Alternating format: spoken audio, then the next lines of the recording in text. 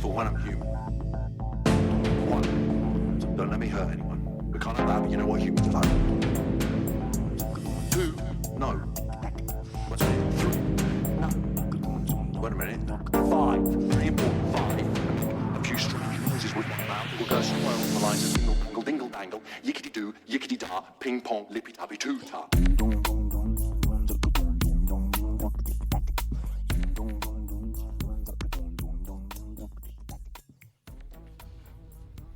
Greetings, and welcome to another episode of the Artsy AF podcast. Thanks for being here. In the background right now, we have a song from this week's guest, Supersillyus, Rob Uslan. This song is called A List of Instructions for When I'm Human. Don't we all need those? Anyway, Rob is a multi-instrumentalist, producer, and satirical t-shirt maker. He makes and performs music under the moniker, as I said, Supersillyus, and when this pandemic isn't forcing us all to stay away from concerts, he sometimes performs with the Supersillyus Life Band using live instrumentation. In this episode, we get into the effects of the old pandy quarantine on the music industry, Rob's pivot to making a living off satirical t-shirts during the lockdown, very interesting, brand reverence in psychedelic culture and all the spiritual bypassing that tends to come along with it, the idea of false scarcity, and a few brutal facts about the music industry. Big thank you to Rob for being a guest on Artsy AF. This conversation was a lot of fun, and I think you'll find it very interesting. I will probably have Rob back on again. Just a wealth of things to talk about with this dude. And please do yourself a favor and check out the Supersillyus Instagram page for some hilariously wearable memes. And be on the lookout for new tunes that will diverge from the classic Supersillyus sound in the hopefully near future. And as always, please subscribe, share, like and comment, rate, review, all that other good stuff, wherever you're listening to us, YouTube, Spotify, Apple Podcasts, Stitcher, and join the Artsy AF Pod Squad on Facebook. That's a group where a bunch of like-minded people are hanging out, talking about the podcast, sharing their work, and yeah, it's a good place to meet other artists, other creatives, other people just like you who love the podcast. And yes, also as always, if you want a t-shirt or hoodie, I've got the link in the description. It's motif.com/artsyaf. And thank you for listening.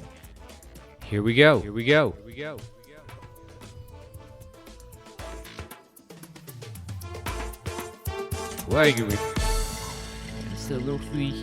Man, you've got the full-on soundboard there. Oh yeah, this is my baby, my car, my vehicle. Yeah. So yeah, how you been, man? I've been actually great. Moving across the country in the middle of the pandemic was definitely an experience. Sure. But I'm stoked where we are. We're kind of like, in the mid. We're not like in the middle of nowhere, but like there's, our town population is 1,500. Oh, wow. Yeah, like my neighbor has llamas. It's kind of dope, Yeah. Like there for a year where I really don't need to be going out or seeing people at all. Like I couldn't have picked a better time to fuck off into the woods for a year or two, or however long we're going to be out here. Yeah.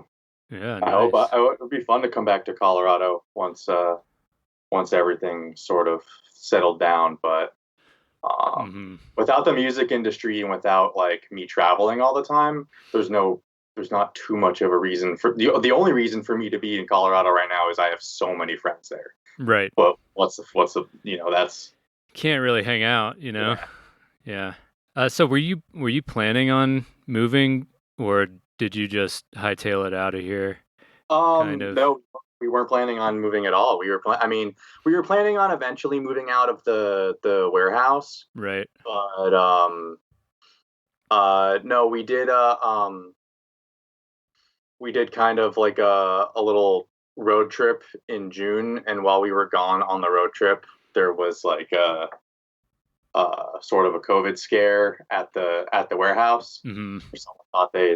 Someone thought they might have it, and we were like, well, do we have to just like camp out for 2 weeks and not go back to Colorado while this sorts itself out? And then we just started thinking like, how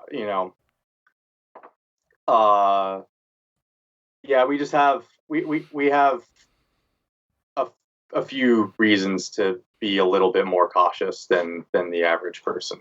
Gotcha.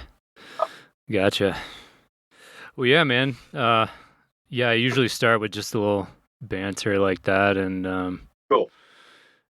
I also, But yeah, I was, I kind of, I'm happy where I am.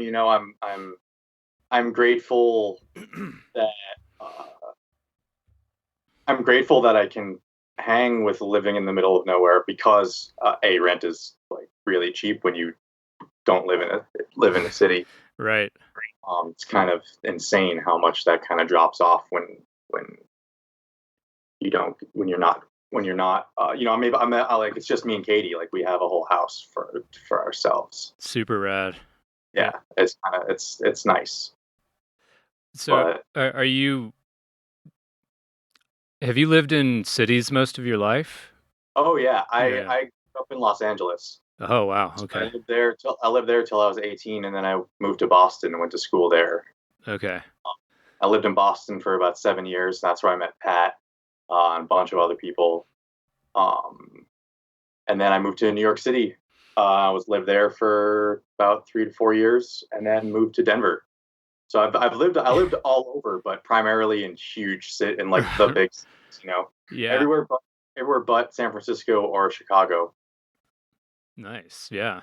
So, you said you're kind of planning to come back once things kind of settle down on the We talk COVID about time. it, especially if there's music industry and like and stuff like that. It's where most of my friends are still in Colorado or out here. At the same time, I could see myself living out here for if I was stuck here for 5 years, I wouldn't try that. Right. Yeah. Yeah. I have a pretty good spot here. I'm right in between Boulder and Denver. It's a little town called Superior, and it's Mm, like just this.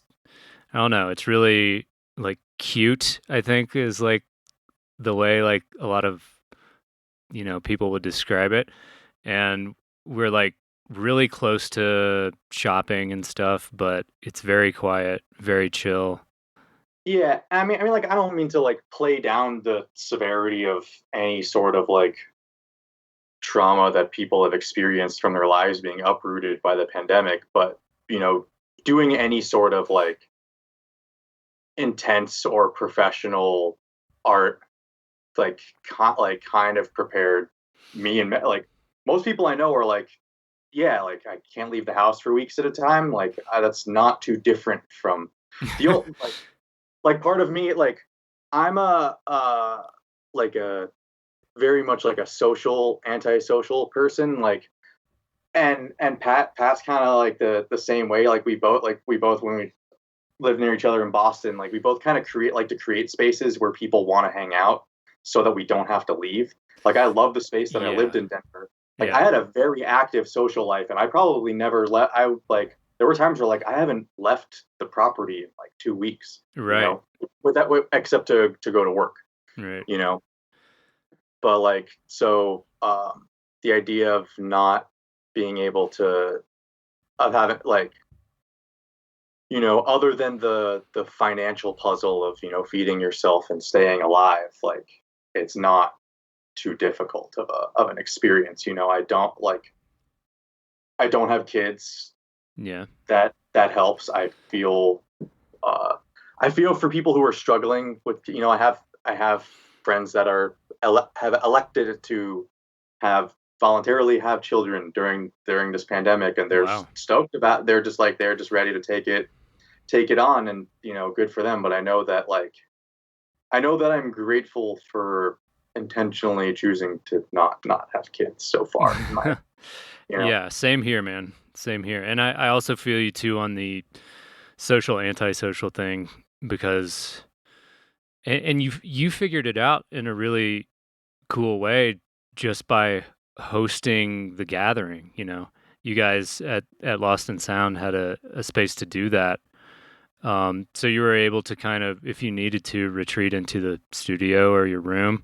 And then also if you wanted. Yeah, we always had the option to do both, like kind of at the same time. Like it was very cool dynamic where it's almost like, and for me, it's like, it's not too different than being on the internet, just going out to the gallery and seeing who's that. Like I would never, in the 4 years that I lived in Colorado, I never invited a single person over to my house. Never, not a single. I have many friends. I never once have ever invited somebody over.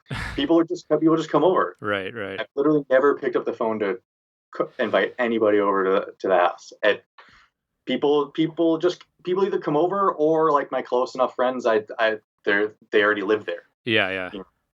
You guys had somewhat, if I remember correctly, kind of like an open door policy, but also like if you knew, you knew, and like. Yeah, I mean the door had a code, so it's if we gave you the code, it was like giving you the keys to the house. Yeah. Do you miss it? I do miss it, but I don't feel like I'm missing out on what's happening right now. Like I don't have that. I don't have like a fear of. I don't have FOMO about it. Like I have. Like I already have like nostalgia for it. Yeah, sure. Like it's more like a reminiscing thing at this point, I guess, huh? Yeah, like I miss hanging out in the gallery and like watching Chris paint. I can't. I don't really get the chance to do that. He needs to stream again more.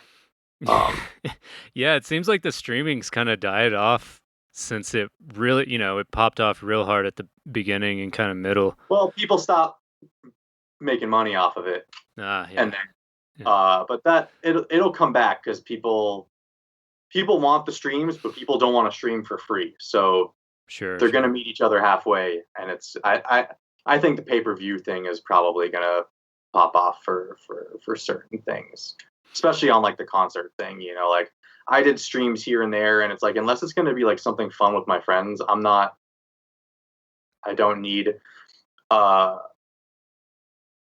don't need the like the relevancy, I guess, is like a weird way of it. Like, to keep yourself in people's minds or whatever.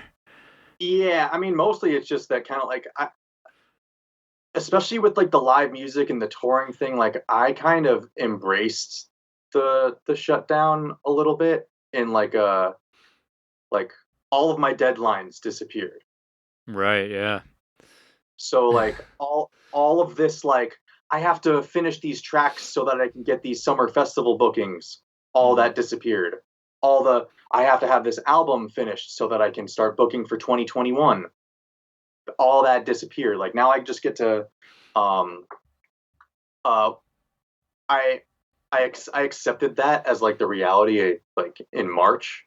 Mm-hmm. So it like I kind of just immediately was like, all right, we got to figure something else out. Like I talked to, I have friends that I like to think are way smarter than I am, that basically gave me the like, you don't want to depend on gigs for the next couple of years. Like it's definitely going to be like, I mean, shows will come back. Like people are still trying, some people are doing it safely and more respectfully than others. Sure. And it'll come back, now we got the vaccine. Now that we got the vaccine, people are going to give a little bit less of a fuck next summer. And There's going to definitely be shows. Do you think giant festivals will come back next summer though? No, I don't think anybody wants I don't think people want the liability. Yeah. I don't think it's worth the bad PR till like that's one of the things that like I remember watching some like live stream by like big Live Nation executives. They were talking about this in like May, Oh, wow. and they were talking about how like nobody wants to be the first person to blow it. You know, nobody wants to be the first 10,000 person venue to open back up and be the cause of an outbreak. You know, so you Totally. know they kind of live like people they were probably I don't know if they intentionally did this, but they were probably like, all right, let's let sports come back on first and see how that works. You know, if sports doesn't blow it, then we can bring concerts back. Right. Yeah. Sports kind of blew it, you know. Yeah. So I wouldn't expect concerts on that scale to come back. I mean, people are going to be able to do shit outdoors in a safe way next summer. Right. Yeah. It's gonna happen. Whether they're gonna, like people are like, I don't know. Like, I'm not going to depend. I'm not going to bet my ability to like eat on that. Totally. You know. Totally. I've done the like go all in on my art for 10 years, and there were moments where there were more often moments where I didn't like it than when I did, and so Totally. I kind of like in a weird way the like transition to doing like meme t-shirt stuff Yeah, I been wanted to like bring this up for sure.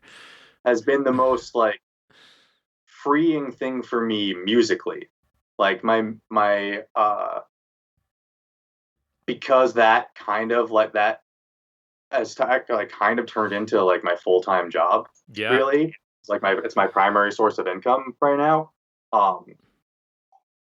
So that right there is like, even if shows were going at full swing, like would I be pushing as hard to tour in places I may not necessarily want to even be, just to get my name out there? Like being able to like pause and take a step back after being pretty much on like autopilot of like releases tour for the past 10 years. It's kind of like I'm stoked. I can understand that people who like all these 23-year-old kids who just blew their life savings on a CDJ set hoping that they were going to tour this year, like right. that sucks. Like that's sure. like that's one I of those feel for them. situations where like not you go all in, and some like a lot of people made bets that this year killed. That sucks. Yeah. For all intents and purposes, like my the musical act is shut down just like anything else. There's no other than Spotify royalties and YouTube plays and shit like that. Yeah. And Bandcamp sales are all right. It's but I haven't released music in a few years, so there isn't like a huge momentum of people to be like, the fact that like I still get sales at all on records I put out 5-7 years ago is like awesome. Every time I get an email, it's like, oh, I just got my dinner paid for. Shit like that. Like that's one of those things great. where that right there is already like success as an artist for me, where you can like, you don't necessarily have to have everything paid for, but the fact that you have the possibility of getting anything paid for with your art is kind of magic, Yeah. Yeah, you got to take things as they come, especially right now. I wanted to ask you about these t-shirts, man, because yeah. your pivot during COVID has been like, I mean, it just makes me smile. It makes me happy. I know they're like satirical meme t-shirts, but like the fact that you're making a living off them is inspiring to me, because it's like, it's this kind of renegade sort of ethos behind it that I just really love. Yeah, I mean, there's obviously like a whole bunch of legal stuff that goes into it, but basically that, yeah, you definitely end up paying people that are much smarter than you to make sure that you're in the clear for. It's the photoshopping, like I've been playing Photoshop as a video game since I was a teenager. Yeah, I was It's gonna always ask been you about something that. that I've been messing around. I've probably been messing around with Photoshop longer than I've been messing around with Ableton, but Nice. not in, I got into Photoshop more seriously when I started taking my music more seriously, and I was sick of seeing my name on shitty flyers. Mm-hmm. So I was like, all right, if you want something done right, you got to do it yourself. So I Absolutely. started doing that, and then realized how good of a hustle that can be when you're actually like not terrible and can like respond to actual emails. Those flyers, I'm like thinking of them in my mind, like the crappy ones that just go for like completely oversaturated, overblown psychedelia to where you can't even really distinguish the names from And I mean, one like another. some of my earlier shit, like is kind of. I look back on it and I'm like, how did I make this thinking that I was doing this to be better than other people? Like that's such a a dickhead move, but it got me really good at it. I Mhm. guess it's one of those things where it's like, um, I mean, I would honestly recommend it to any musician. I've always had complete control over my image. Yeah. I control my like I made my logo. I have control over my all my art. I made my own website. Everything like that. Like I'm so invested in the music that I feel weird being like, oh, I'm just gonna hire somebody else to handle. Like I know the whole, like so many artists want to just be an artist, but I Yeah. don't think that means that like you only produce records. Like being Right. a musician doesn't mean you only record. You do other. There's other things to being an artist and all that stuff. Like when I think about how much money I make making concert flyers and logos and things for other musicians, and I think about how much of like an expense that is added up over a decade of if you could do that yourself. I've people probably don't. The average management company probably spends six figures on their advertising budget. Yeah. Like those are things that like you kind of could do for yourself. Whenever I've signed records uh to labels, they include a budget, like part of their like expense budget is all this design work that like I get to be like, no, you don't get to recoup any of that because I already did it all. That goes right back to me. That's brilliant. It's just one of those things where like for me, maintaining control of context in which your art is presented is super important to me, and it's like the first thing that most artists give up just for the chance to be considered in the Mm. culture. Yeah. And that's been always like weird to me. Like electronic music is so many different things, but the fact that it's all done like behind you know a table where it all kind of looks the same no matter what kind of music, like Yeah, yeah. whether There's the whether six it's foot table, the cloth yeah over whether it's, it. whether it's dubstep or ambient or experimental or trance or whatever. It all kind of it has this like context, and it all has to be done in a club where Right, like yeah. buy alcohol, and it's like it's all of these contexts that people don't think are intentional, but they're they feel unintentional because you're not making the choices. But if you make the Mhm. choice, if you make the choices, it becomes intentional. And Yeah. people try and do what they can, with deco and production Yeah, and yeah. whatnot. But um, there's people out there that I really respect that do a great job of that. Like Tipper, for instance, like they're probably the masters of maintaining control over their context. Yeah. They don't even let other people sell tickets, like promote, like ever. It's a very tightly run ship with not that many crewmen to make it happen. And people don't realize how, with just a few extra set of skills that you really can like learn on YouTube. Like just the other day, there was something on Photoshop, an effect I didn't know how to do, when I loaded it up on YouTube, and I felt like I was learning Kung Fu in the Matrix. I was like, oh, Yeah. 2 minutes, learned like a new thing that, like having that sort of toolkit is like, you then become your own media and management team. And that's sort of like invaluable stuff as an artist. Totally. I'm rambling, but yeah, so basically that got me like basically practicing a lot with Photoshop in a more professional manner. But all throughout the years, I've always just like made, joke stuff and messed around and dabbled into the memery. But yeah.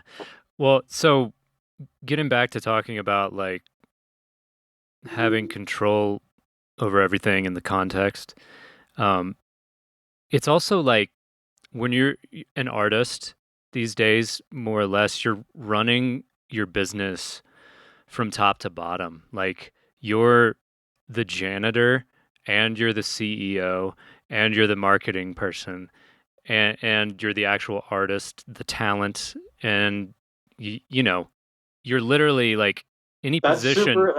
That's really important. Yeah, you're not just the artist, you are also the janitor. You also have to like I cleaned my studio the other day for like an hour and a half and rearranged everything just to make it feel better so that when I come in and create, I'm super focused, and I feel good about my space. Yeah.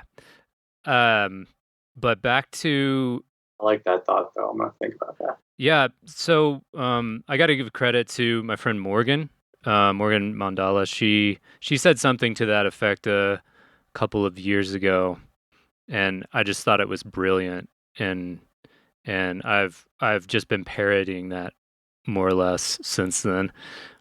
I think it's so accurate, and it's such a good analogy because like now all artists are kind of forced into being more than just talent these days, See, but that's where I don't think artists are forced to be. I think artists get to be by like, Okay. it's like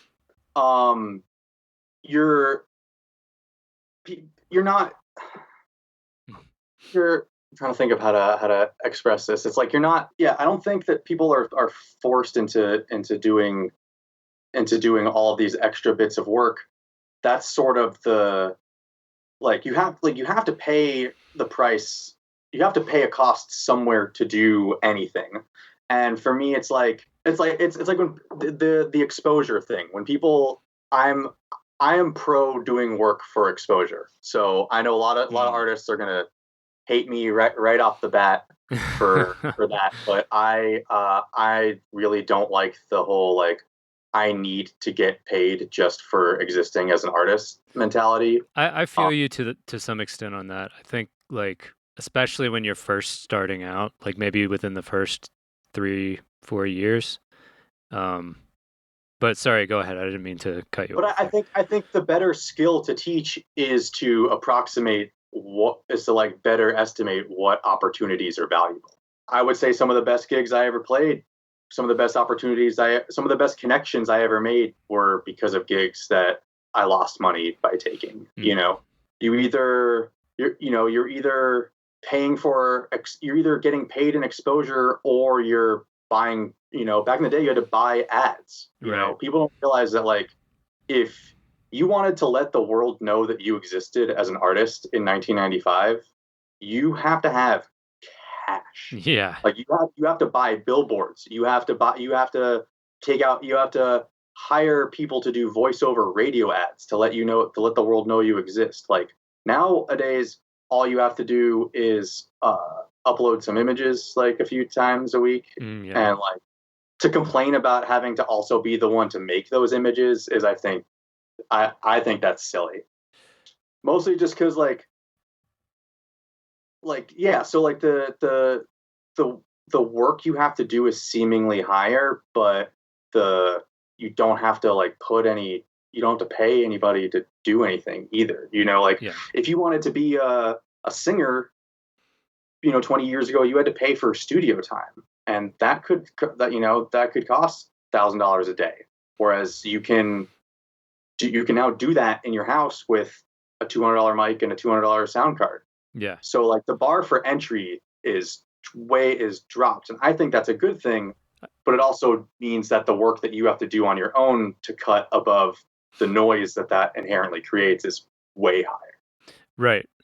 Yeah, and I think you illustrated that perfectly just by comparing like how I said forced to versus get to. Yeah, like there's a signal to noise problem that isn't going to go away no matter what your ethos about being an artist is. Like absolutely. It's like I've been saying, like with Spotify, like no matter how much Spotify pays anybody, whether they pay people fairly or not, the fact is 40,000 new songs go live on Spotify every day. And your job as a musician is to figure out how to convince people to listen to your track over the 40,000 that come out every day, right, or the 1.5 million that come out every month. Like that problem isn't going to go away no matter how much anybody is getting paid. Is that like you have to figure out, like, navigate that part. And like sometimes there's a marketing cost for everything, whether absolutely, you're playing a show for free or whether you're putting plane tickets on a credit card or whether you're taking out an ad in the paper. You have to do something. And I feel like the trick is not to avoid that, but to get good at recognizing what opportunities are worth it. Because that's kind of esoteric, but like look at Beeple. Yeah. He sold like $500,000. $1.5 million in 10 minutes today. Yeah. Why? Because he put out content for free every day for years. Mm-hmm. If his Instagram was a private OnlyFans, nobody would know who the fuck he is. Right. True. The reason he has 2 million Instagram followers and made $1.5 million in 10 minutes today is because he sold work for exposure for years. He also, got jobs because of that. He was also very good at what he did. Yeah. Well, when you think about it, anytime you post to the internet, you're giving at least a little bit away for free. Like I think musicians more than artists, because people can kind of freely stream your stuff. The thing that artists that are starting out don't want to hear is that, like, if your work is good, exposure is always going to be good. Yeah. True. So that's very true. You just got to hone that part of it, really. Like, so that's, I don't, like, make of that what you will. If you're like, if your work is good, like it'll, like, people, if you build it, people will come, but you do have to put in effort. We unfortunately have to put in more effort than we think to let the world know we exist, if that's what we need to do, Yeah. That's why I think, like, trying to have art support your entire life, like right out of the gate without a budget is dangerous. A dangerous gamble. Yeah, I made that mistake actually when I first quit my job to make art. It wasn't fun. It actually, like you were talking about earlier, like a lot of those times were like just big learning curve. You know what I mean? Yeah, or just even like there were times, for the most part, like while I've been doing music, it's never always been my only job, and I kind of liked it that way. So that, because like when I first moved to Colorado, I had saved up a little bit of money from working in restaurants in New York City, but then I kind of just like was like, all right, let's just go, let's do the music full time as much as I can before I gotta, start doing more side hustles. And it worked for a while, but like some of my least favorite gigs and my least favorite experiences were ones that actually like paid really well, but I just did them for the money. And they were like actually like pretty shitty experiences that, like, not why I got into making music at all in the first place. Yeah. It's like, I didn't get into music to I didn't get into music so that it could be so that it could specifically be the thing that makes money. You know, like my goal is to figure out a way that my goal, obviously, in life, or at least obvious to me, would be to figure out how to be in a position where all I had to do was just like make art all day. Sure, you know, yeah. whatever that is. Like that's the goal. It doesn't need to be. I don't need to be super super wealthy or anything, but just knowing that like I spent so many years working in restaurants that like literally if all I have to do is just like know that I don't have to do that anymore, like that's success to me. Everything else can then like if once I get to that point, I can then I have the time to figure everything else out, you know. And I'm the meme shirts kind of got me there, which is why it's been such a musically freeing experience. You know, I've been writing some of my favorite music over the past couple of months that, like, I'll be honest, doesn't sound anything at all like Supersillius stuff, normal Really? Supersillius stuff. I mean, it's still me, but it's not like they're not. You know, I'm trying more things. You know, just writing what feels good for me to play, and like thinking about how hard my bass drum needs to kick so that it slams on that function one system is like not a priority for me right now, because it's not. I'm not going to experience that for a while. Yeah.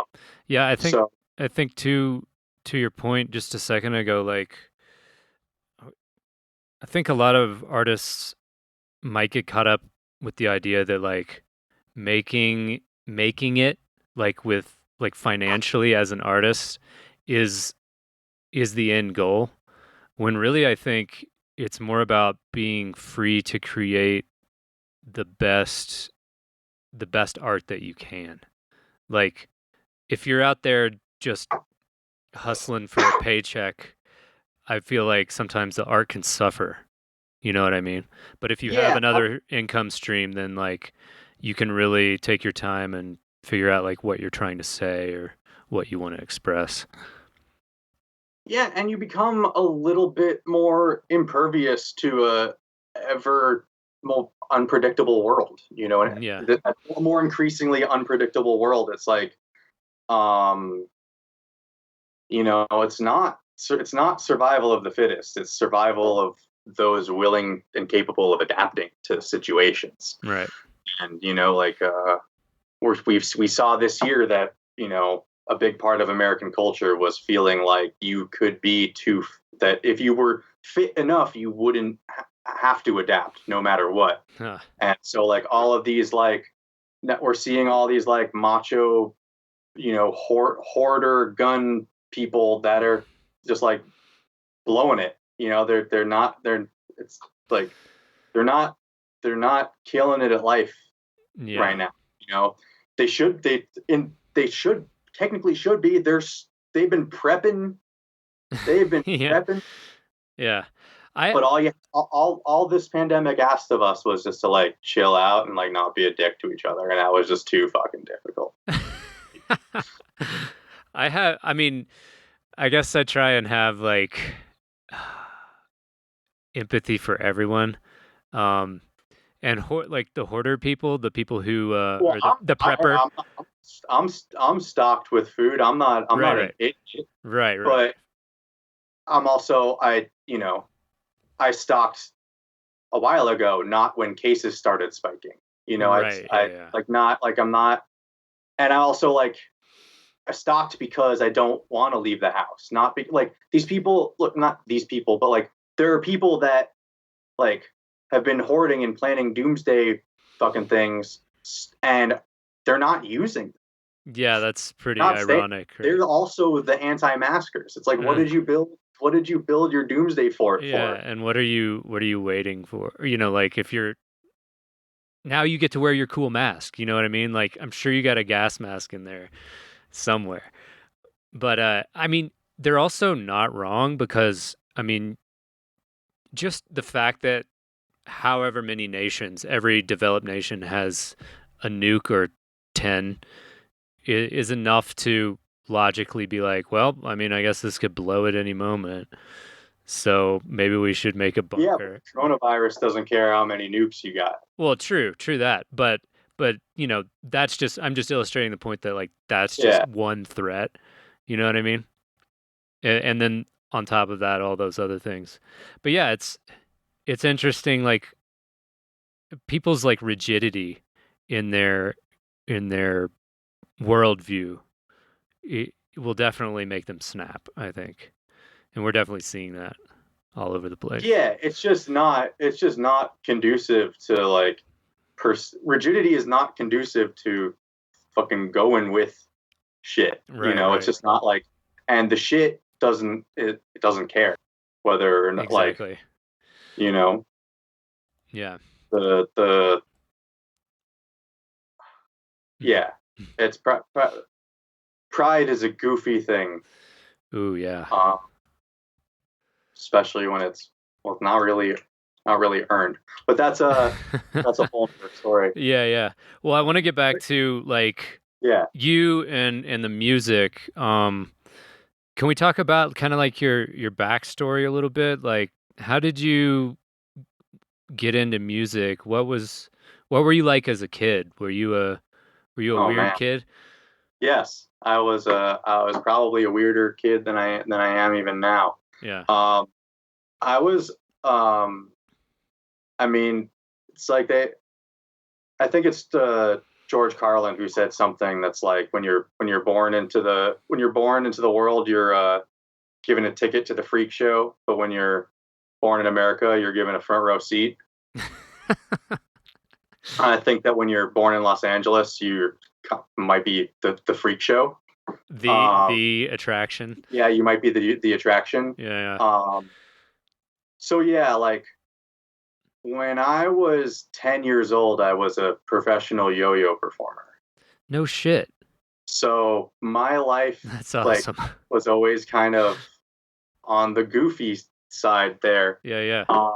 Yeah, I was really good. I traveled to competitions, went to nationals, uh, literally like from like 10 years to 12 years, I like traveled all over the country performing Nice. yo-yo shit with other people who were, It sounds it like was fun, but it was goofy. But it was like, like, um, and like from there, did magic for a while. I did nice. magic, performing magic at birthday parties when I was like 13. Really? So like being like a performer was always kind of like something that I would do. Yeah.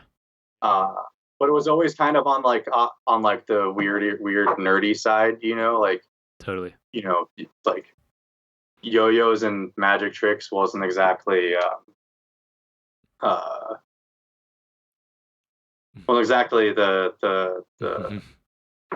The hip thing. yeah, wasn't exactly wasn't getting me girlfriends in middle school. I'll tell you that much. Nice, yeah. But I guess that sort of throughout that though, like my parents got me a guitar when I was 8 years old because Nice. my friend and I wanted to start a Hanson cover band. Sweet. Dude, Hanson And like that wasn't never that bad. happened. What? Hanson wasn't that bad. Oh no, they were good.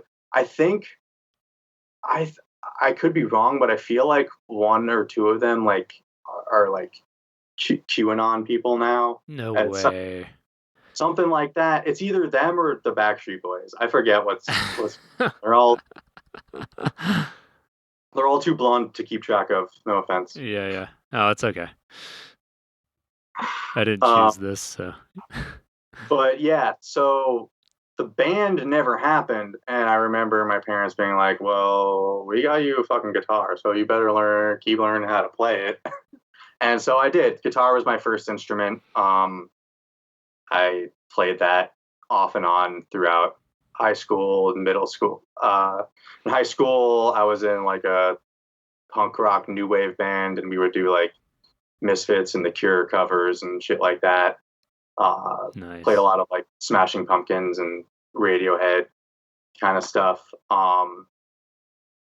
But yeah, so then in college, I didn't bring my guitar with me, and I kind of wanted to make some music. So there was a guitar center on campus, and I just bought like one of those little MIDI controllers, Mm-hmm. and a friend gave me a copy of Reason, and I just started fucking around making beats when I was just like drunk with my roommate, just fucking around in the dorm room.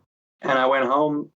Well, a few of my really good friends from high school that I'm close with went to Cal Arts for the music technology department, Ooh, which nice. involved a whole lot of building and designing synthesizers from scratch. And so I was like, oh, I've been getting into making electronic music. And they're like, well, let's show you how it's fucking really done. So whenever I was on break going home to LA, I would shoot on over to Cal Arts and sneak into all their rooms and programs and shit, and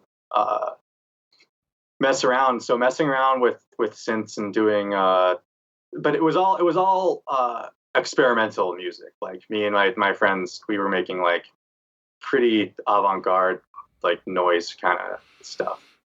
When you say like experimental, can you maybe articulate a little bit more exactly what you mean?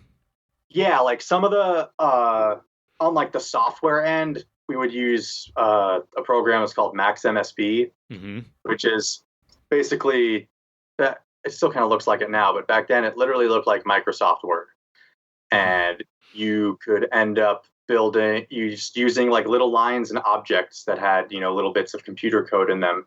You could build these incredibly complex instruments, sound generators. It was all basically code for handling data, and some of that data is your computer's sound card. And so like you could build a program that could control the lights in your house, but also make your computer spit out piano chords. Nice. Or recreate the sound of a jet engine from scratch. Nice. But so like we would do all sorts of you plug in random numbers and start plugging shit into random places, and you get really random generative sequences and sound design and stuff. And a lot of it was neat, and a lot of it was definitely like alienating and not good, and definitely like not refined is definitely a way I would describe. Sure, yeah. A lot of it. It's like early college. Everything's kind of unrefined at that point, right? Oh yeah, I mean, and like we were doing, like I was doing shows wearing like a fucking bloody panda mask, playing like, like we would do shit where you would take like an old Mackie mixer, and there was something about them, or old Behringer mixer. They're not great, and they had this problem where they had like this little electrical hum in them. So you could take if you basically ran the mixer back into itself, it created this feedback loop that would basically be like a tone. And then if you took that tone and ran it through a whole bunch of guitar pedals, that was your performance basically.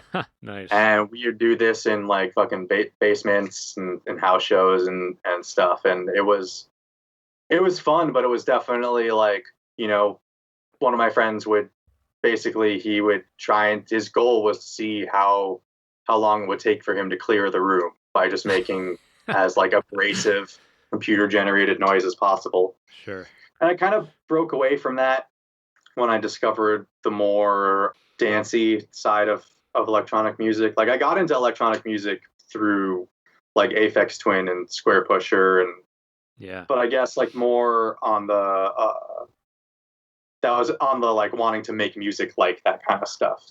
That and like old like 90s trip hop and like early 2000s stuff, like from like Air and Bjork and DJ Shadow and all RJD2, all that kind of stuff. That combined with just everything that was kind of going on in the late 90s didn't really kick in to my brain till like mid late 2000s. And a lot of that stuff just I kind of ran with it and like, how do I make shit that sounds like Aphex Twin? And then you do, after a while you start to figure out that like, no, only he can do stuff like that. Right. but what you end up with is some stuff that's like, oh, like this is a beat. Like, let's see if I can, do something with this.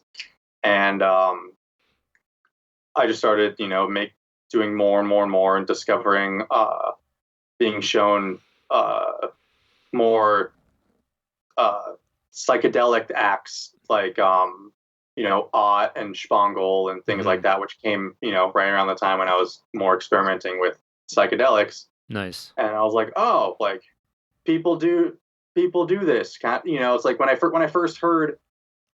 I hear a lot of stuff that I haven't heard before, my general reaction is like, people can do this. Yeah. Like that's like my excitement is like, oh, this is territory that exists. Like that's, that, like, you don't, it's like pointing out a blind spot or something.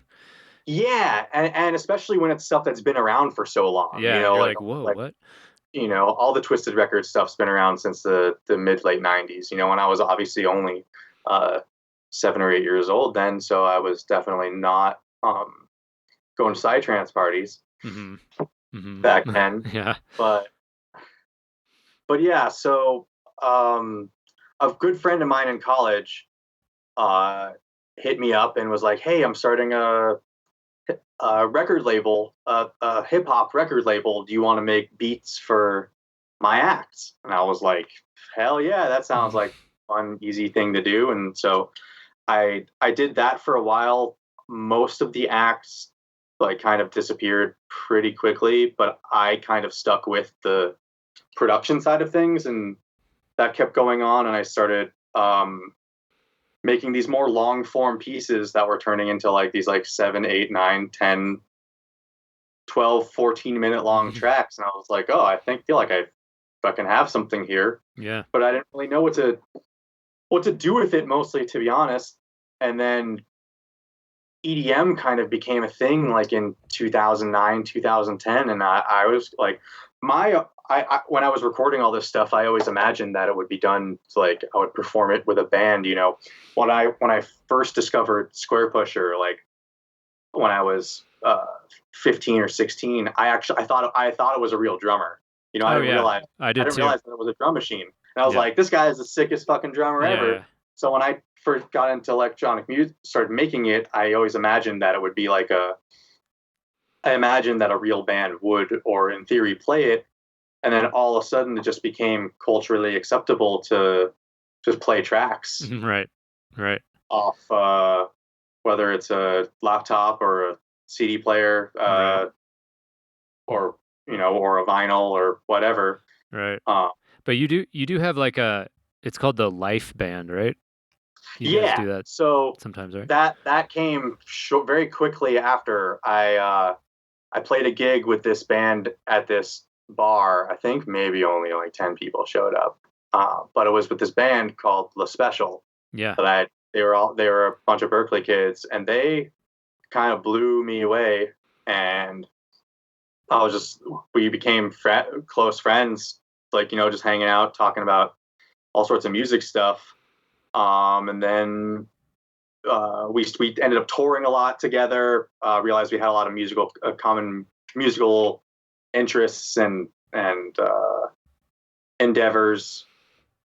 And then I think it was one festival that we all played at where they did this thing where Luke and Rory, the drummer and bassist, basically Luke just pulled out some CDJs, or it was a tractor controller or whatever, and just started playing tracks while Rory just kept playing drums. And Rory didn't know what Luke was going to play.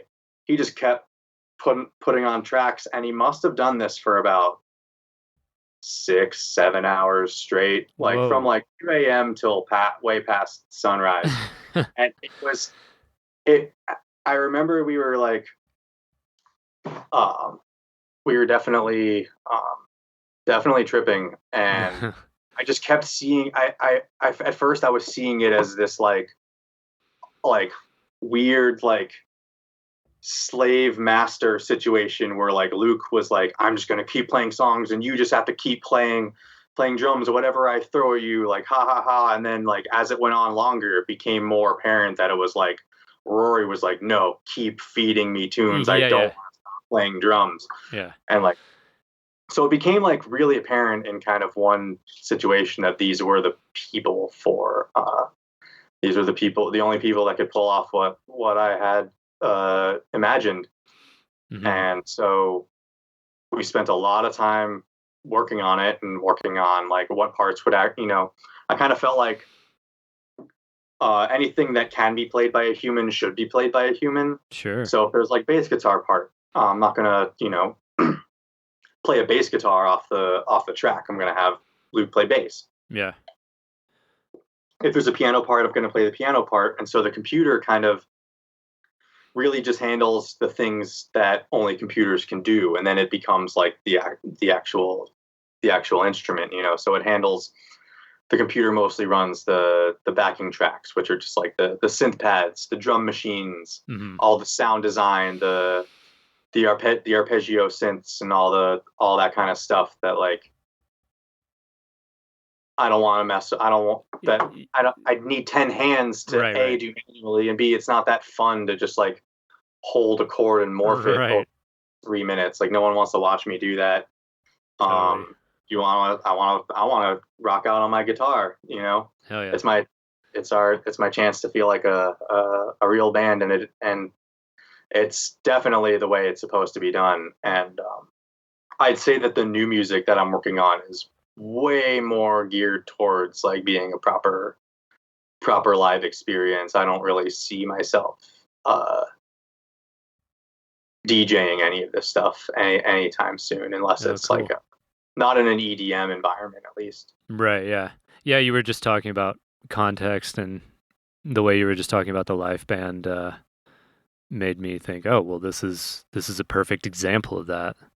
Like, you're controlling how people consume your music. Like, the actual instruments are being played, and you're seeing people. In which the art is presented and perceived is like that's like.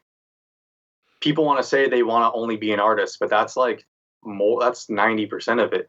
That's yeah. The reason people are able to sell monochrome paintings for 6 to 7 figures is because they control the context, not because there's anything inherently interesting about a canvas that's painted only one color. Yeah, totally. Yeah. So that's where the art and magic is. It's controlling the context. It's the world building. That's when you look at like video game, even like you see it in video games. Like nice. Mario is a plumber.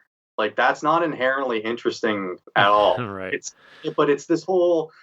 When I say Mario, you thought of 10 million things that have nothing to do with fucking plumbing. Right.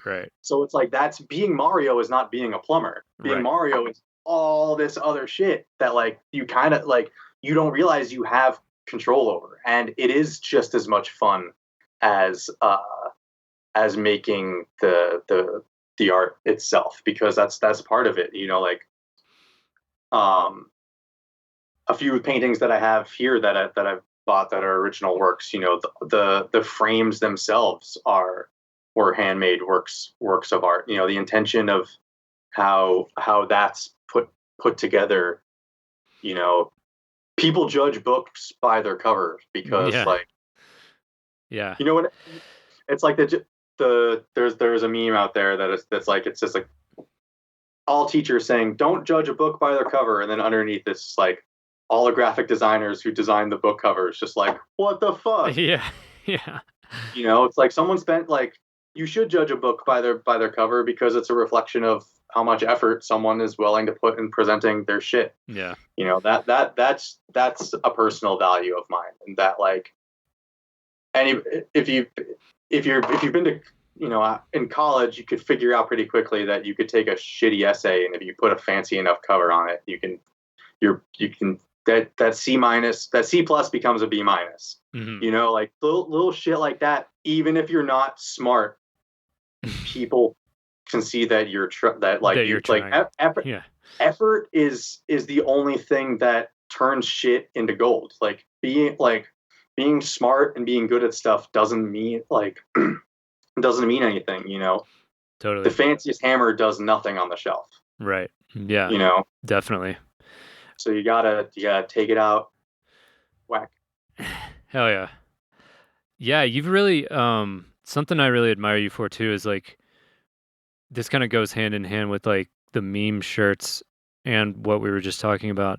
You have really created, and I know a lot of artists don't like this word. I used to kind of have a phobia about brand or branding. Like you've created this kind of like silly community where people expect this kind of like these kind of things from you. Like the pivot to making meme t-shirts, it wasn't that surprising, but like I think you had a big community like cheering you on also. You know? Yeah, it kind of felt like a natural.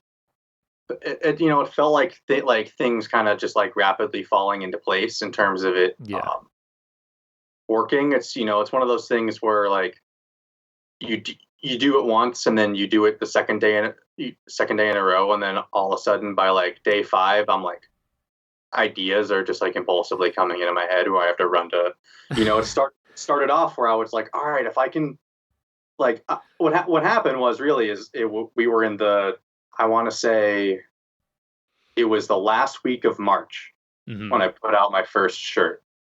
We were in quarantine and I lost my job. Like there was no unemployment yet, so we didn't know shit. Like I was just like, all right, like let's see what let's have some fun. I really didn't expect anything of it, but like I put one shirt out there and like I sold a bunch of them, and I was like, huh, if I could do this, like if I could repeat, let's see if I can repeat this. Like say, all right, let's try and put out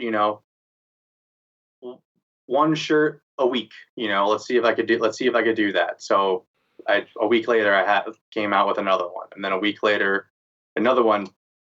Then I was like, oh, the more that I did it, the more ideas like would quickly come into my head, and I quickly figured out that like we all kind of have these dumb ideas all the time. Yeah. The main difference between what makes what separates a dumb idea and a piece of art is like the 10 seconds it takes to either write down that idea or to forget that idea. Yeah. And that happens to everybody a million times a day. I know, you have a million great ideas and you forget almost all of them.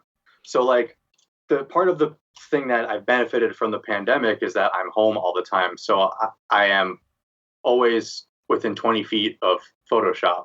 Right. And if I have some dumb idea, it's now just like, how quickly can I get this out of my head and onto the internet before it becomes like, there's like an imaginary buzzer where like, if I spend 2 hours on some of these memes, it's too long. It's like, then it becomes like, all right, that was kind of a weird waste of time. It's too contrived or something. Yeah, at that point. Like, what if I put something out that's incredibly stupid and people think it's incredibly stupid? I don't care because it took me 5 minutes or it took me 25 minutes, and I put out, like now I put out one a day at least. Right. Yeah.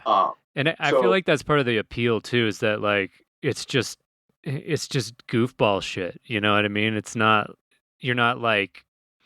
They don't have to be 100%. They don't have to be bangers every single one. Sure. Yeah. But like, what I like about it is like the shirts are made to order. So there's lots of people out there that have shirts of mine that are one of a kind because they're the only one that thought that joke was funny today.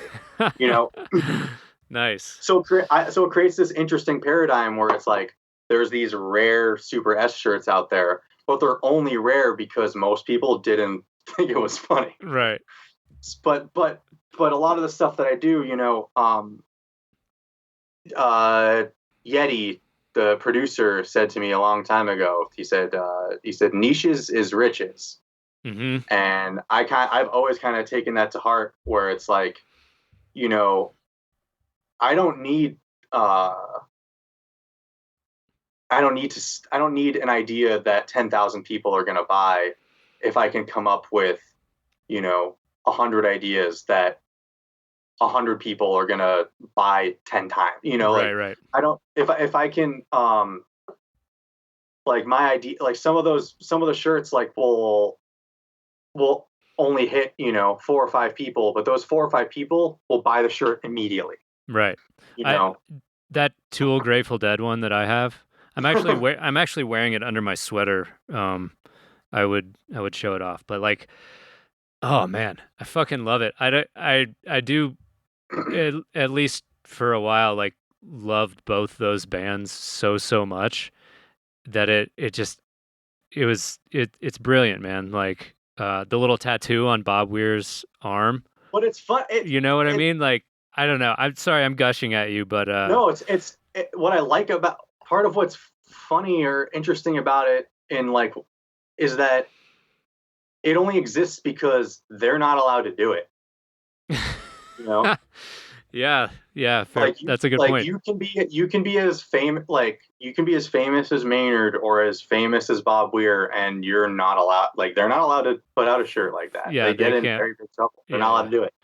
They can't fuck with each other's brands, but you're kind of like, just be. Yeah, well, it's just like they can't, there's this like weird like brand sovereignty thing that I feel like I'm kind of fucking with a bit. I think electronic music also has like a bit of a problem with forced reverence in terms of branding. The visionary art world kind of has like lots of problems with that, but it's huge in electronic music. Let's talk about that for a second.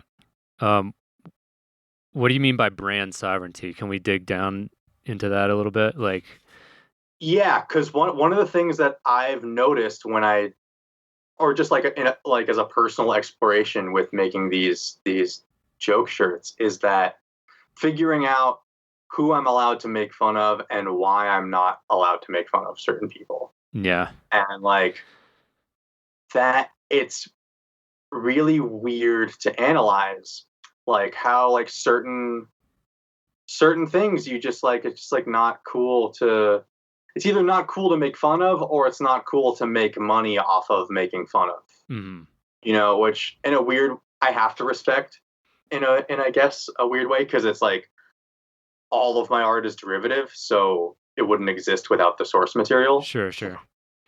But all art is derivative. So like, right. That's a never ending chain that is very real. Yeah. Yeah. Do you think it's what? Oh, do you think about like, sorry, this is going to be a bit of a tangent, but like when thinking about derivative stuff, like, and all things being sort of causal, and you can take it back like as far as you want to the beginning of like human consciousness, like, right? Do you think about that in terms of like, I don't know, I just had this kind of thought about like free will and how it's kind of, to me, it's kind of like an illusion. Like all the thoughts that you think are, you can trace them back to like something else. You know what I mean? Yeah. Well, it's called determinism. Yes. That's like that's a whole thing. Totally. And totally. like it's one way of looking at how things work. But also at the same time. Sorry. I was just gonna say, the thing that I love about philosophy like that is that they're all right as long as you look at them independently. Like that's not like determinism isn't wrong. It's just not necessarily practical. It's like not necessarily practical all the time. Like exactly. It's a tool. It's a tool in your toolbox. Right. Right. Shit. Sorry, I got us off track there. But that's okay. Yeah, we were talking about brand. Yeah. Brand sovereignty. Or yeah, brand sovereignty. Reverence. And like and in particular with the visionary art scene and the EDM scene. Like, what are some sacred cows that you've found? Or maybe you don't have to name them, since that would kind of, Yeah, I don't. I'm not. Yeah. I'm not gonna. I'm not gonna name drop good or bad, but I've had way more good experiences than bad. I'll say that, but Sure. I've had way more problematic analysis than I think is okay for nobody to be talking about. Sure, sure. Well, I think just in general, like artists tend to be pretty territorial when it comes to their shit and very like I just don't like that it's all kind of religious, and with that it comes with all of the same problems that religious art does. And so it's like it kind of defeats the like if I'm not allowed like if I'm not allowed to criticize your work, like that's bullshit. You know, no kidding, yeah. like I think that that's one of the weird products of a scene that is born out of not necessarily like formal education that is like kind of exploited, and that like people like the whole like I'm not saying people should be like mean to people's art, like that's Right, terrible, but like um but if you say like, hey, this reminds me of this, and someone's gets all like their hackles up, you know, I don't know. I think that's kind of silly. no, but if you're like, why do you only paint like naked white women meditating, like That's a valid critique. but like I'm not allowed to ask questions like that, or like why why do you like why do you only paint shapes, you know, Yeah. like if you look at the masters of visionary art, they don't really paint shapes, they paint like things that incorporate the rules of geometry, Right. but they're not like, They're not you like know, yeah, I just like there's it's the religious and the deist aspect of psychedelic culture that kind of like has always rubbed me the wrong way and is really prevalent in the art. The like the spiritual, like it's a very rigid aesthetic that like, which is why I don't buy it, yeah. because like spirituality and like psychedelic, like mind manifesting, all that shit should be way more varied than the culture presents. And I I agree. think that the art that we're seeing is more of a reflection of the people who are taking the psychedelics and not the psychedelics themselves. And that's like, which to me, I was raised pretty atheist. So like, no matter how much DMT I smoke, I don't see any fucking fairies or Yeah. elves or angels. I have literally flown to the farthest end of the universe, like out of my body, and seen shit that I can't even possibly begin to describe. But like people, entities behind the curtain, I I wasn't taught as a child to believe in that kind of stuff, so I don't see it as an adult. But I do see the parallels in uh, um, monotheistic Abrahamic religions and modern psychedelic culture, and I don't really like it, to be honest. I feel like um, it's like a it's like an awakening that's still very much in the adolescent phase. So it's there's a lot of like attitude and like there's a lot of attitude and shame and like developing going on. It's like it's like everyone's in like an artistic puberty in a weird way, and we're like not sure how to like properly like interact about it, you know. I feel like that's a pretty accurate take. Also, I think, you know, you could call this a subculture, this sort of like psychedelic visionary electronic bass thing, where we're like, since we're a subculture, it's hard to kind of divorce yourself from the culture at large. So like the people who are a part of that subculture are going to take the unprocessed baggage they might have from the culture at large into the Yeah. subculture with them. And I think the same is true of any psychedelic experience, you know? Like it's, you know, this is a cliche at this point, but it's not just the drug, it's the person, it's more about the person taking it, you know, and the Yeah, well, I mean, experiences that they've had. And like I remember, you know, the first time I tripped, the first time most people tripped, like the first thing you do the next day is you want to fucking tell everybody about oh, it. dude, yes. You need to share. You need somebody else to get up onto this level with you because it was that good. The spiritual materialism at its finest. But I definitely, I mean, like, and that's why when I see people kind of, and this is a common thing, like you were saying, at festivals and psychedelic venues, when I see people in that state, just kind of just wide-eyed and wanting to rant at you about how the universe works, I kind of like will smile and nod and just like be as but some people do that empathic with as I their can. art, and they're really good at it. What do you mean? Oh, like you need to get on this level kind of Yeah, thing. exactly, Yeah. exactly. And and the art's really good. So Yeah. like, Yeah. it's kind of like, in a weird way, it's almost like if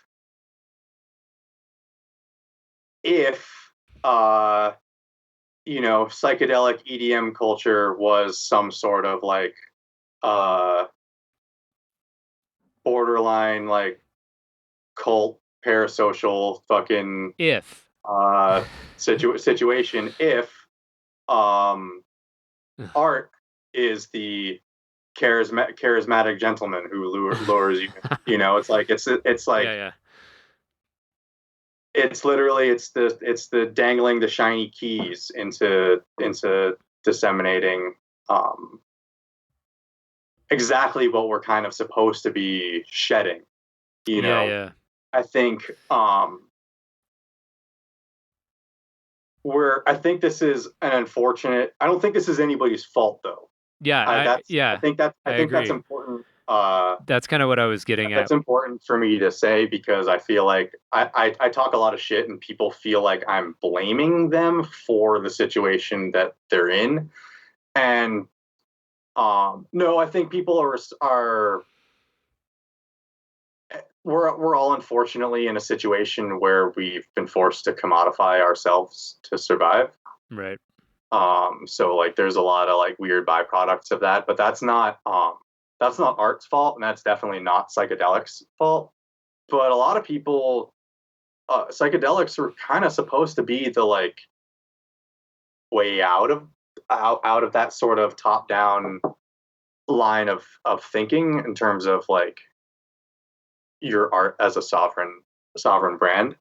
But once it starts to pay the bills and it becomes the only thing you know how to do, you kind of have to protect that, I guess, and it becomes a sort of survival. Yeah. So I understand it. I just think I just don't I don't trust I don't trust it because there's because of the spirituality in front of it, because the spirituality is in front.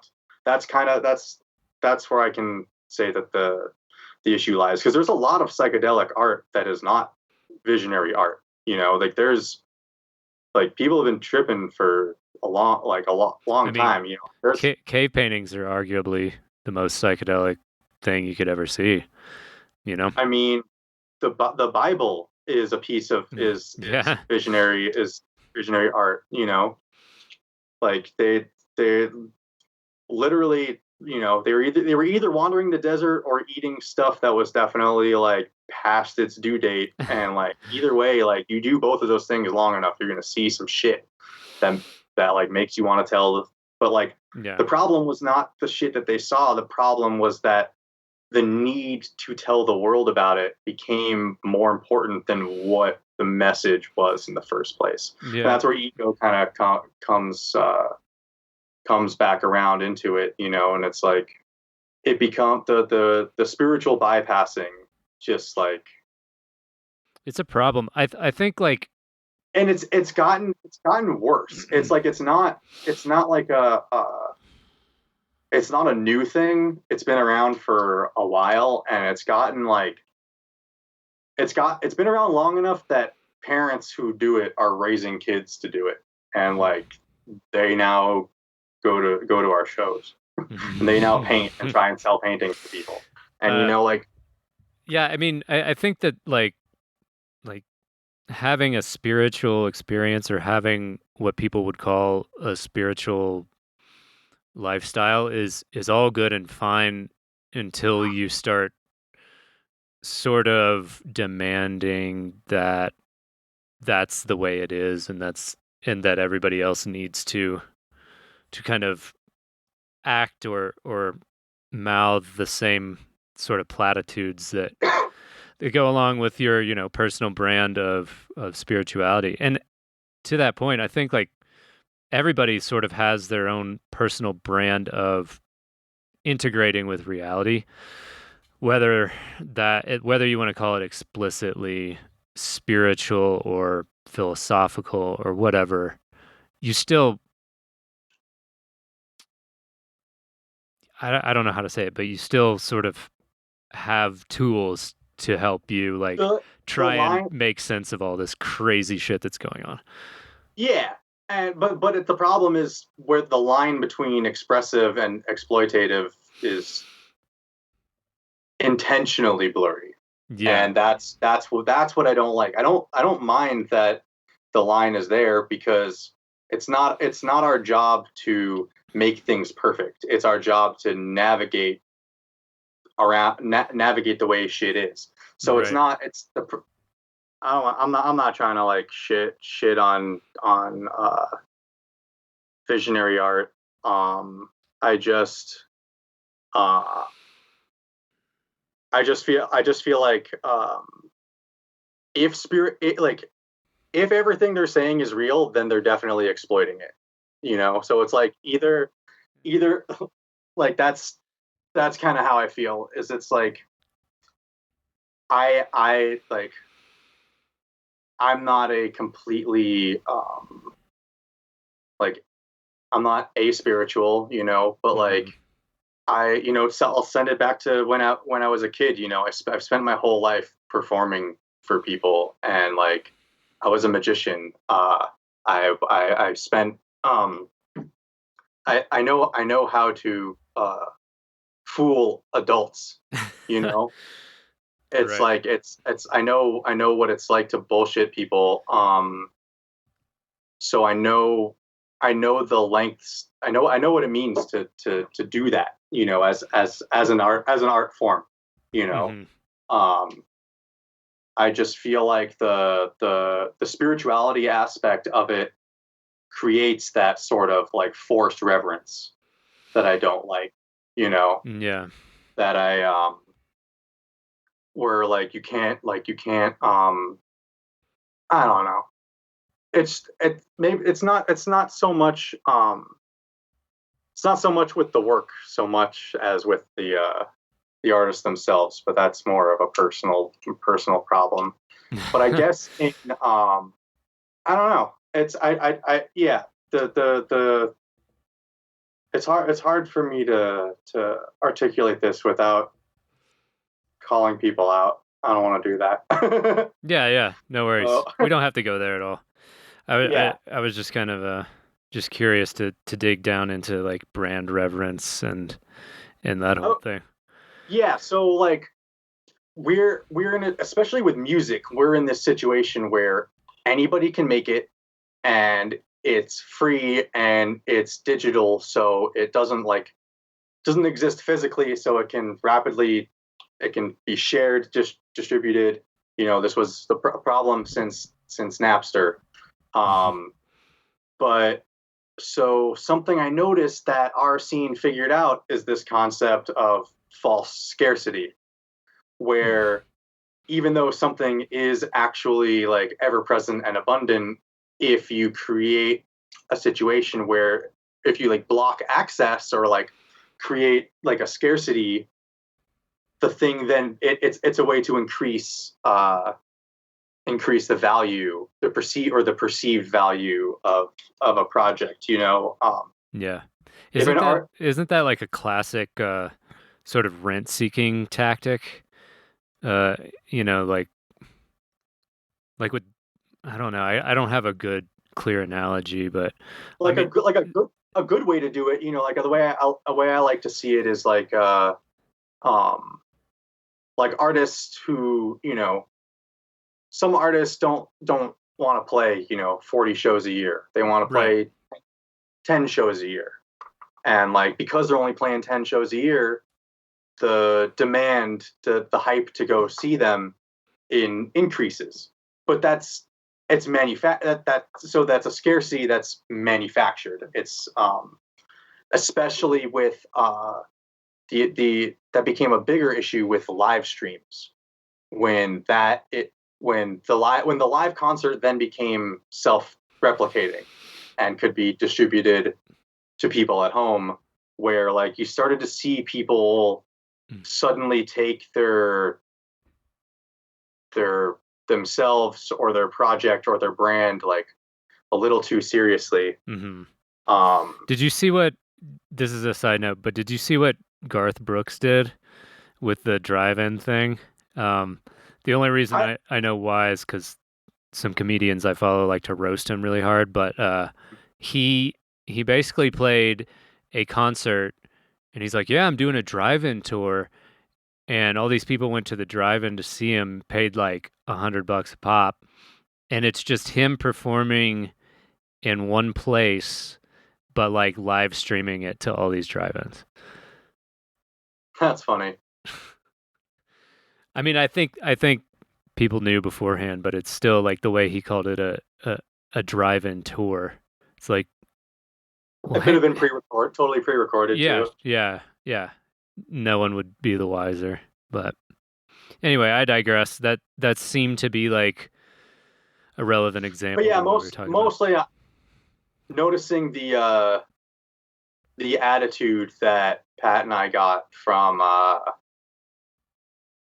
artists and mostly from managers and agents about doing live streams before the pandemic versus their attitude about live streams during the pandemic Ah, I told see. me everything that I need to know about how much of what their real issues was mostly just a defense mechanism, Hmm. and that the false scarcity thing, like when I see like I don't know, maybe that's not as big of a problem as other things.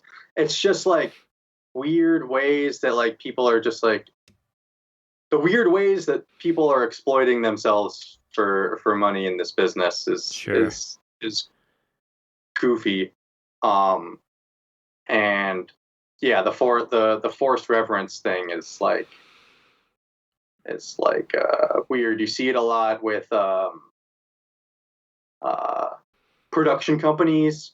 Hmm. They're like, oh, like you see it a lot with speaker companies. Hmm. Um, but I've definitely like noticed, which I've definitely noticed that there's some. It's like it's definitely hard for me to put my finger on entirely, but like Yeah. I get like you know I've made so many memes that nobody will ever see because I'm just not sure if I'm even like if this is like a make fun ofable thing, and not for any like Sure. problematic reason, not for anything like that, just Right. simply because like, oh, they're this kind of artist, so they like you can't approach them with anything but like sensitivity and grace, and like I don't like that. That's like an aesthetic and a culture where like you have to like you know Mm. we're a culture where DJs will get up on the main stage wearing, ritual garb and crystals strapped to their head, and like, everyone's doing prayer hands, and it's just like, what, Mm. like, What's that what? mean? Yeah, this has to be this is serving another purpose, and I don't think it's a purpose of light. I think there's a few people making a lot of money off of it. Sure. And that's why they're making it to happen. So since we're kind of dancing around this question, what are some brutal facts about the music industry that people who aren't involved might not know about? Brutal facts about the industry is you're either gonna blow up overnight, or it's gonna take you 10 years longer than you think it is. If you blow up overnight, don't fucking drink and do drugs, because it never works out for anybody. Yeah, I can't. I'm actually telling people to not do drugs, but yeah, no, like honestly, like people don't realize that how physically intensive of a process being a touring musician is, especially in the early stages. You know, like a lot of your successes will be due to things that you compromise on, like for your physical or mental comfort. And, you know, like I think in a weird way that almost like comes back to why people don't like the getting paid in exposure thing, because it reminds them of all of the things that they have to compromise on in order to get any sort of advantage. You know, like for me, it's like I spent, you know, years touring by, you know, crashing on couches, you know, being willing to have a shitty back at the age of 30, just so that I could, so I wouldn't have been able to play all these gigs if I was trying to book myself hotels. Right. So you have to, like, you know, I never felt like I was like truly booking it. I think I never really stayed. I had too much gear to stay with like complete strangers. I was never never a fan of that. I also never drank that hard. When I had that one, I'm always paranoid about my gear. I've had my laptop stolen before. Yeah. Out of my own house. Damn. So while I was in the house, so we had a fucking party, and somebody it was in college, and somebody swiped my laptop from my laptop bag and replaced it with a textbook. So I didn't even realize that the laptop was gone till I got to fucking class. Because I thought, because of the weight, I was like, this fucking Ocean's 11 ass dude just straight up swapped my laptop for an equally heavy flat thing. And got me. I was so upset. I lost so much music that I was working on. Oh man. Advice I would give to people starting off: losing a hard drive with like a year's worth of songwriting on it is like as bad as losing a human in your life. Like, you will cry for a long time. So back up your hard drives. Back up those hard drives. Crazy. I have hard drives stored on the cloud storage. I also, like, once a year send a hard drive to my parents' house in case whatever house I'm in burns down. Yeah.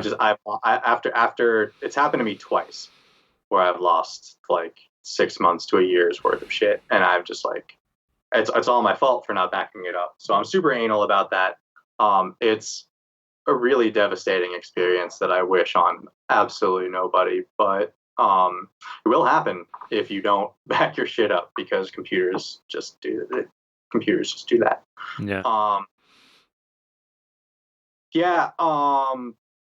Something people don't necessarily know about the music industry is that you can become very successful without ever touring.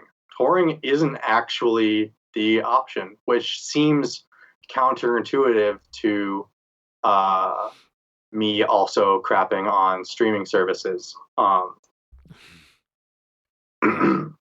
Because while they do, on a face value, they pay X amount per stream, if you're good, if you're good at that game and like working that system, like not in a malicious or like tricky way, but in a like, you know, like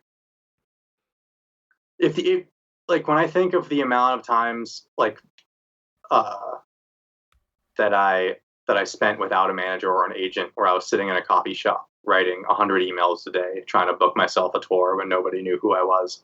If I put the same amount of effort into getting my tracks played on stations that had made deals with retail stores to only play their station in the stores, like I could be like I have friends that you've never heard of that are making six figures off of Spotify streams, and they'll never tour again because they're chilling.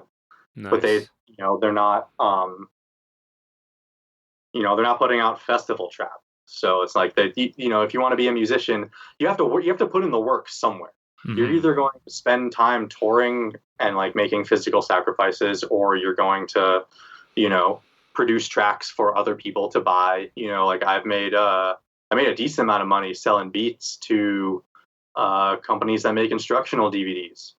For a whole year, I supported myself that they would buy 15-second hip hop beats at $500 a pop. Wow. For instructional tractor videos. Like that was my whole, like I did that for like a whole year of college. Like there's so many other ways besides just being the guy on the stage. Yeah. So I often recommend people asking themselves if like being the guy on the stage is the goal. Right. That's something that is really easy for people to ask themselves this year when that's not an option. Yeah. One of the ways in which like I earned my, catharsis and freedom was I had to be like, all right, like, what is it about music that I actually love that I can still do that doesn't involve me? Like I asked myself, like, what if, like, what if this pandemic was a 5-year thing? Like, what would I like? What can I still get out of this art form that doesn't require me to be on stage? And like, was the stage the priority? And in a lot of ways, it sometimes became that. A lot of the music that I was working on pre-pandemic was definitely being written with like big outdoor systems in mind, and the music right now is definitely like not that. But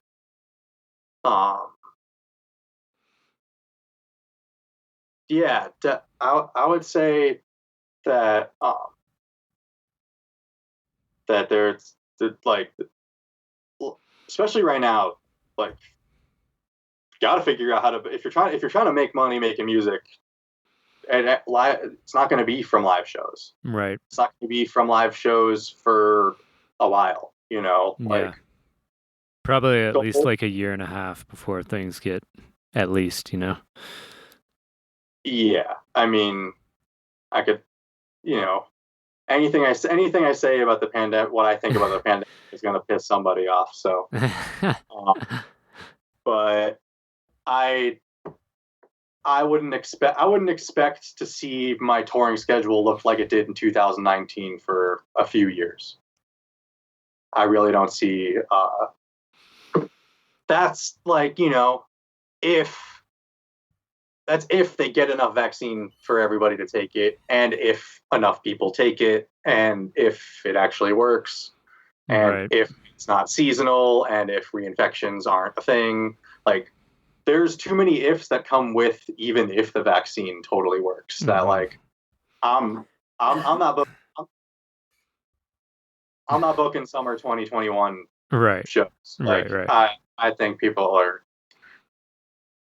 are hopeful, and I think that's admirable, but I'm practical, and I know how people are. Do you think?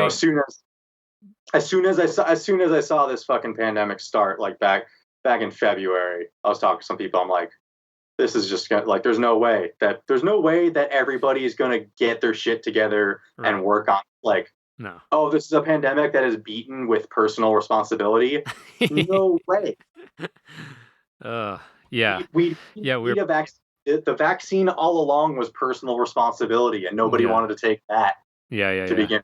So I got very comfortable in March with the idea of being a musician forever, but not depending on live shows to pay my bills. Do you think after all the dust settles in terms of the pandemic that the music industry will have more people looking to make money off stage? And what do you think about like venues? And just basically what do you think the industry will look like after all this? I mean, anything that they can make money off of, they will. Mm-hmm. If shows are popping full swing and it's safe, like I'll be fucking there. Totally. I'll be buying tickets. I'll be playing shows. I'm sure it'll get back to normal, but we're gonna come up with other things to do in the meantime. You know, right.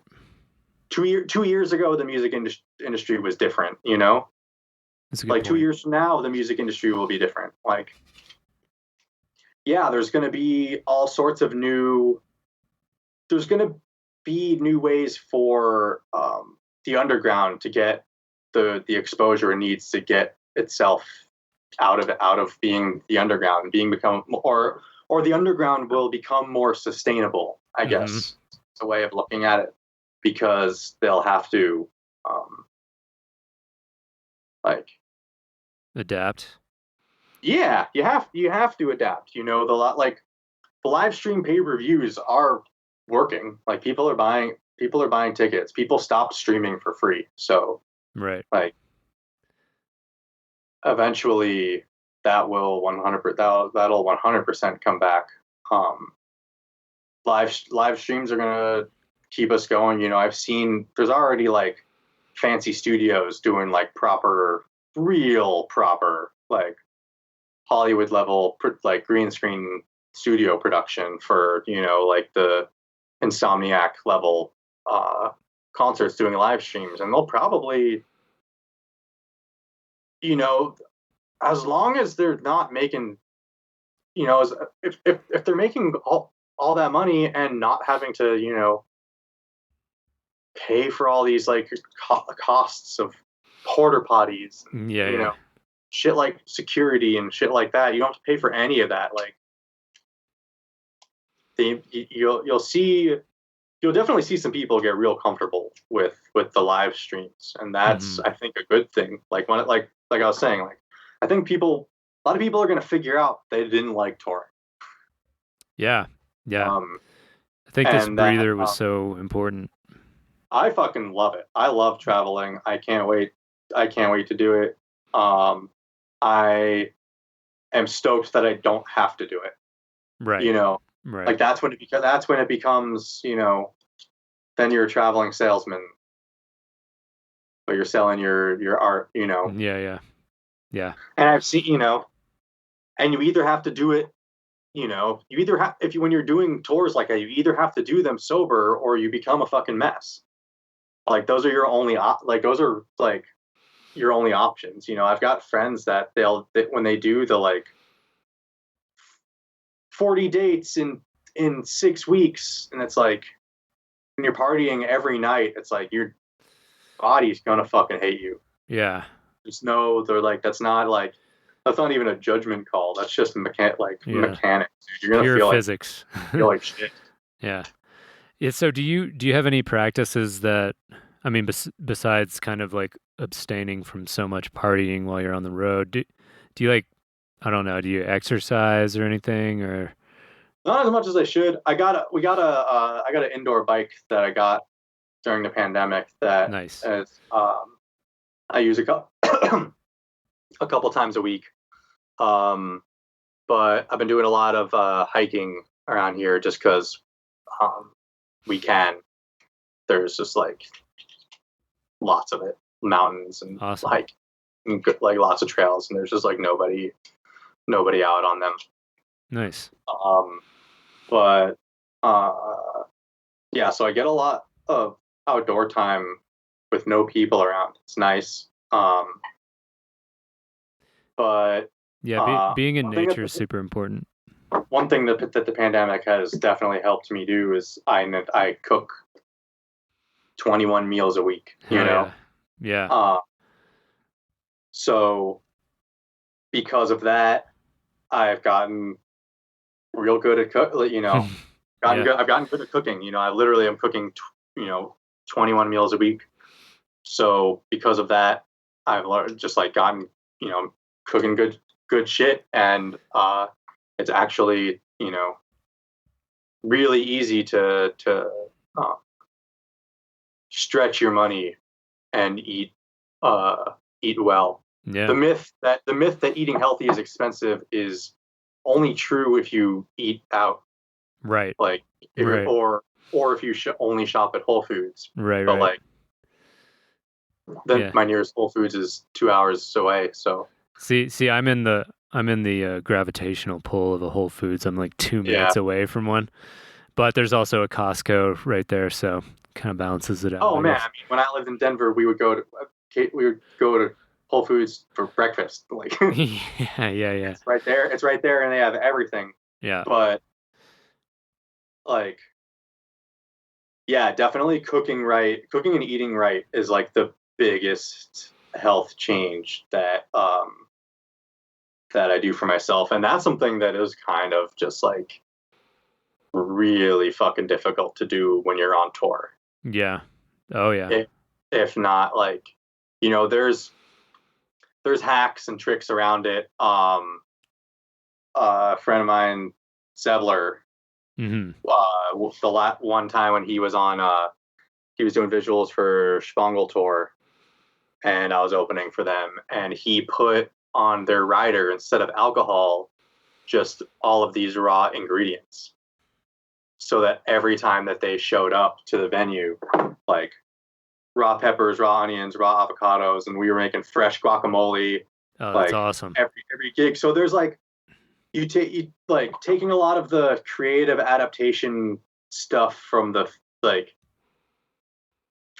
road and from the field, and bringing it indoors, like is useful. I like thinking of all the touring and like festival plays that I've done as the Boy Scout training for so much stuff. I feel like I've been wearing a weighted vest that now that I've taken it off, and it's like, oh, I have to cook for myself, but I get to do it like indoors and not in Yeah. cold wet field. Right. Um, Well, yeah, man, you'll have to post some of those food pics for us, bro. I will. I'm about to make a pretty serious butternut and delicata squash soup. Ooh, nice. That's awesome. Well, Yeah. So I think this is a good place to wrap up. I'll ask one last question. You've dropped a lot of gems along the way here, but is there? I'm always down to do this again if you want more content. Like, dude, you're great. I ramble a lot, and I could talk about. I could honestly. You're a great guest, dude. Like, yeah, I'd love to have you back on for sure. But yeah, I mean, I feel like we definitely even barely scratched the surface on some of the I've spent too much time alone with just my art and my memes, and like I really put a lot of effort and thought into like justifying their existence to myself. Like I feel you. Yeah. Okay, so just one last question. What? Yeah, sure. If you could sum it all up, what advice would you give to young producers? I know you said a lot this podcast, but young producers, or even like a younger version of yourself. Advice to a younger version of myself would be I could give much better advice than to another producer. Yeah. But let me think for 1 second, because that's a really dope question. One piece of advice that I would give to myself. I don't know. I've dug the whole journey. It hasn't been all that great, or hasn't been all great. It's definitely been mostly great, but advice that I would give myself would be to spend. Actually, the advice that I would give myself to spend even less time around people.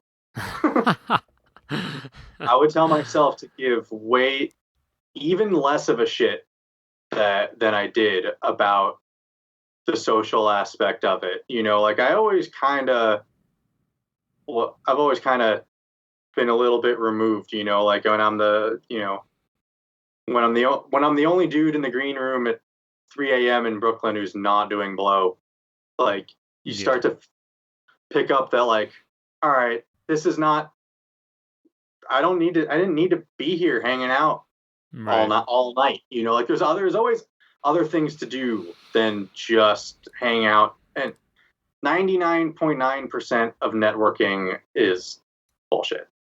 It's gonna be bullshit. Especially if you're fucked up. Yeah, especially too, like I've noticed something that happens at shows is like, people will be like either a little fucked up or like way too fucked up, and then they're trying to kind of like sort of like pitch you their brand or their whatever over this like loud music. And it's just like, I know this is a social thing too, as well as like enjoying the music. Well, it's worse because it's not even an amateur move. That's like pros do it too, and it looks goofy when you're not in it. Right. It's hard to like feel like you're a part of it, And I've always felt like a little bit of an outsider on that. And I would say that like with this pandemic, most people realize that like 99% of the people that they thought were their friends were just randos that they consistently saw at the same shows. And like most of those people suck. And like a lot of them are like, they're all like, there's way too many people in the scene that are like conspiracy theorists and Q people and or they're fucking abusers, or like it's just there's way too much of all that shit for it to not be like, I don't know. We can save all those topics for next time, Yeah. It's just like you're gonna meet way too many. I would say you're gonna meet way too many people who suck, and a lot of them you're gonna think they're your friends until shows don't exist anymore, and then you realize they were just your show buddies. And then they were actually shitty people, and that like it's not a regret. It's just that like most of the people that you meet aren't actually worth your time, and that's not like a stuck up thing. It's literally just like a self-worth. Like you got like there's other shit to do. You know? You don't always need to hang out. Yeah, you have to protect your time. Work on your art. Yeah, beautiful advice, man. Yeah. Well, okay, I think that's a great place to stop recording. Appreciate you, dude. Thank you for coming on. Yeah, thank you. All right. Anytime.